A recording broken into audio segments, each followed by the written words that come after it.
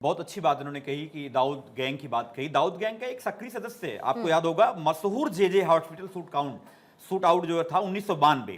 आपके पास किसका नाम आया था? ब्रजेश सिंह का, जो वर्तमान में हमारे मुख्यमंत्री के सबसे चहेते माफिया हैं, सबसे चहेते एमएलसी हैं वर्तमान में। उनके बारे में बताइए सिंह साहब। आप बोल दीजिए ना, कोई गलत हो तो अभी बोलिए, यही बोलिए ना। समाजवादी पार्टी की सरकार पर मैं वही तो कह रहा हूँ।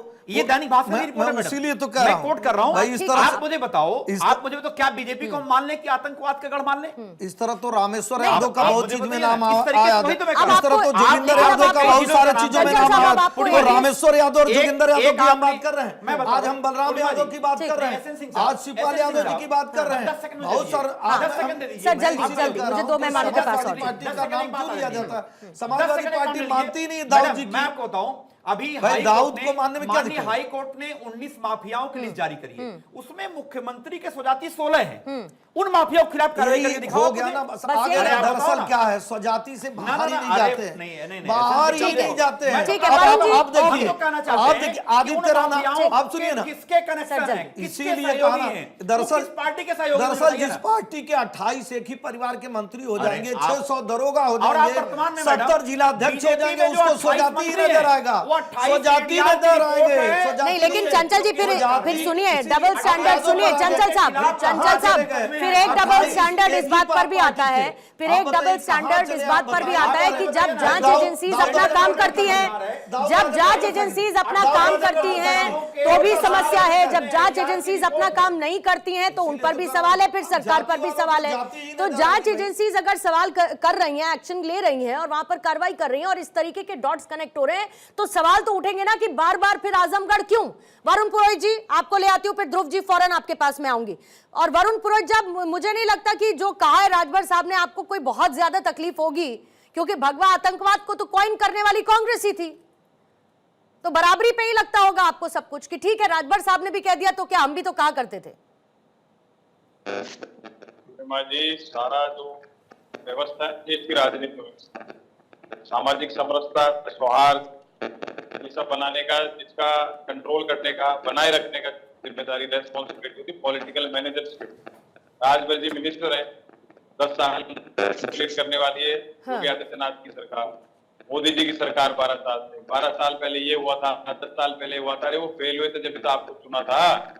आजमगढ़ में ये पूरे भारत के अंदर भूमि में हर जिले में कोई ना कोई विद्वान, कोई क्रांतिकारी सब पैदा हुए हैं। क्या बॉम्बे में अगर कोई वो ड्रग वो चलते हैं माफिया डॉन, तो क्या बॉम्बे वैसा हो गया? मोदी जी गुजरात में सरकार में दुनिया भर की ड्रग जा रही है। अभी बीच में गलत बात, मोदी जी के ही समय में नक्सल समाप्त किया जा रहा है। अरे बोलने तो दीजिए, क्या गंदी बात मत करो। मोदी जी के समय में नक्सल नहीं समाप्त हुआ, हमने कसम खाई थी, गृह मंत्री जी ने कसम खाया था कि नक्सलवाद को उखाड़ देंगे। हम उल्फा की बात नहीं कर रहे हैं, हम भिंडरवाले की बात नहीं कर रहे हैं। वरुण जी आप बहुत जल्दी रूठ जाते हैं, तो क्या तरीका वरुण जी आप रूठ जाते हैं बड़ा जल्दी। वरुण जी इतना वाले के बारे में सवाल पूछ लिए तो गलत तरीका हो गया ना। क्या गंदी बात मैं से नहीं कर सकता पूर्णिमा जी में 1 घंटा वेस्ट नहीं। ठीक बात है सर, लेकिन इतना बार ऐसे छोटी-छोटी बातों पर तरीका 10 सेकंड होते भी दूसरे को बोलने। ठीक है वरुण जी जल्दी बोलिएगा, मुझे ध्रुव जी के पास भी जाना है। ठीक है प्लीज कंटिन्यू। हमारे में आपके सहयोगी चंचल जी बोल रहे हैं, की वजह से वेस्ट कर दोगे।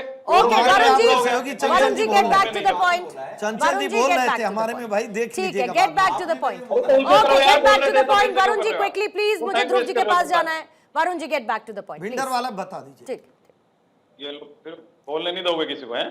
यही तो बोलिए वरुण जी, बोलिए वरुण जी जल्दी बोलिए, वरुण जी जल्दी बोलिए। मैं कह रहा हूँ गुजरात में अगर ड्रग्स आती हैं तो पूरा गुजरात हो गया क्या ड्रग माफिया? ये जिलों के ऊपर आरोप लगाना दिस इज रॉन्ग। और क्योंकि मिनिस्टर हैं, अगर वो आप जब मुलायम सिंह जी या अखिलेश के साथ थे तो आप भी को अक्यूज जो अगर वो गड़बड़ हो रही थी तो उस समय आपने पाला बदल लिया था, अब आप बोलने लग गए। तो पॉलिटिकल मैनेजर से इनकी जिम्मेदारी है समाज को सब बनाए रखने की, कानून व्यवस्था को बनाए रखने की। अगर 10 साल 12 साल बाद अगर कोई सरकार ऐसे आरोप लगा रही है कि आजमगढ़ से आतंकवादी आ रहे हैं, वहां से कनेक्शन हो रहा है, वहां से कनेक्शन हो रहा है, इसमें तो टोटल फेलियर है। अपना फेलियर छुपाने के लिए विपक्ष के ऊपर आरोप लगाना, अपनी थोपना, अपनी निकम्मापन को। आप क्या कर रहे हैं 12 साल 10 साल से? कुछ नहीं थे आपको। और जैसे ये विपक्ष तो हमेशा से आरोपहीन राजनीति करता आया है ना वरुण जी, ऐसी बातें करते हैं आप। आपको जब मौका मिले तो आप आरोप लगाते हैं और कहते हैं कि अरे विपक्ष पर आरोप लगाने का क्या मतलब है। बार बार बात यह है कि एक जगह से वरुण जी, एक जगह से अगर इस तरीके की कार्रवाई हो रही है और जाहिर है कि ये तो गलत नहीं कहा ना, जब हमारे साथ सुभाषपा के प्रवक्ता भार्गव साहब ने जब ये कहा कि खुद समाजवादी पार्टी कहती है कि आजमगढ़ तो उनका गढ़ है, आजमगढ़ तो उनका गढ़ है ना, वो तो ये कह रहे हैं ना कि गढ़ है, इसीलिए वहां से उन्होंने पॉलिटिकल अपॉर्चुनिटी ली और उस पर सवाल खड़े कर दिए। It is as simple as that. Okay, पहले मैं एक बार ध्रुव जी के पास, ठीक सर थोड़ा जल्दी से मुझे, ठीक है, इसके बाद वरुण जी में आती हूँ, वरुण जी इसके बाद में आती हूँ। ध्रुव साहब आपको मैं लेकर आऊंगी जल्दी से। पूरे जिले को आतंक का गढ़ कह देना कितना वाजिब है? और आतंकवाद पर राजनीति क्यों मैं कहती हूँ?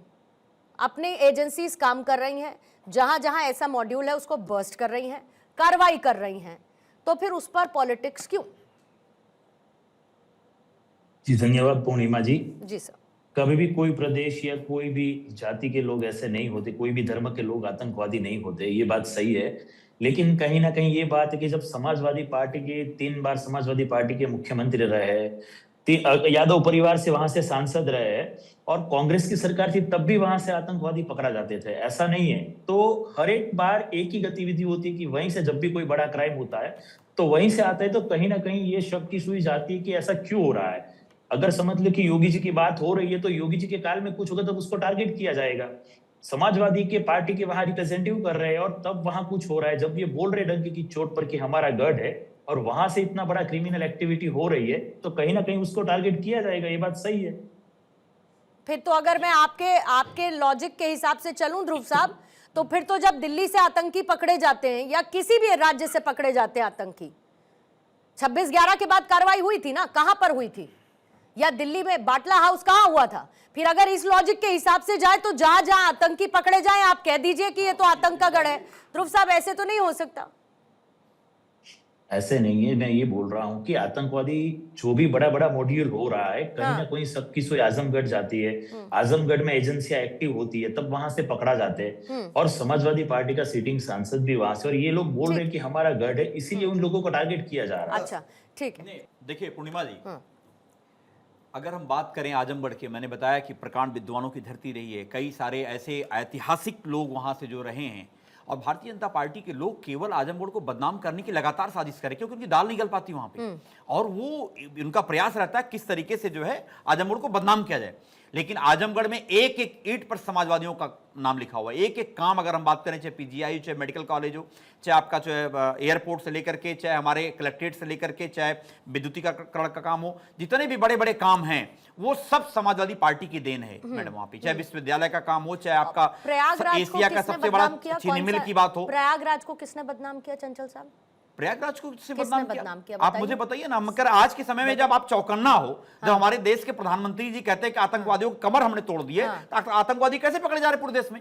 आप और आजमगढ़ को अलग कैसे मानते हो? आप आजमगढ़ हमारे देश का मैं तो किसी को अलग नहीं मुझे बताओ ना। अभी ऐसे साहब कह रहे थे इसीलिए हो रहे हैं क्योंकि बात आजमगढ़ की हो रही है, ये कहीं और की बात हो रही होती तो आप इतना डिफेंसिव ना हो रहे हो। देश का हिस्सा है कि नहीं है बताएं आप? आपको लगता है कि नहीं? आए दिन घटनाएं घट रही हैं, आपको लगता है कि हजारों की संख्या में लोग मारे जा रहे हैं, आपको लगता है दंगा लग रहा है, वहां दंगा चल रहा है बराबर। ठीक है, सिंह साहब बोलिए। बड़ी अच्छी बात है। देखिए चंचल जी, जिस दिन जो सवाल पूछा जाए ना, जवाब हो ही देना चाहिए। गणित के प्रश्न पत्र में अंग्रेजी में लिखेंगे 0 नंबर पाएंगे।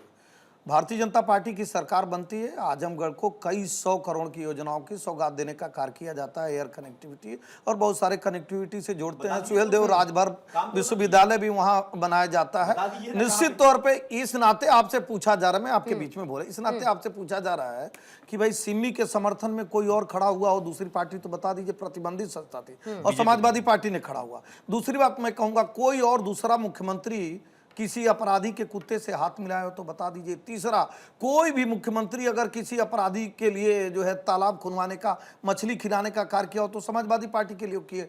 मऊ में दंगा होता है, हमारे दूधिया भाई मारे जाते हैं, चंचल जी के दूधिया भाई मारे जाते हैं, लेकिन मुलायम सिंह जी किसके साथ खड़े हो जाते हैं? मुख्तार अंसारी। 4 किलोमीटर दौड़ा दौड़ा के, और एक पाल समाज के लोगों को प्रयागराज में मारा जाता है और मुलायम सिंह जी हाथ जोड़ते हैं कि सरकार की नाक कट जाएगी। ये किसके कालखंड में होता है कि रामपुर में 2 लोग पकड़े जाते हैं मदरसे से। मैं कह रहा हूं हम तो मदरसे में उच्च शिक्षा की बात करते हैं, तभी आपको दिक्कत होती है, क्योंकि आप शिक्षा नहीं देना चाहते थे।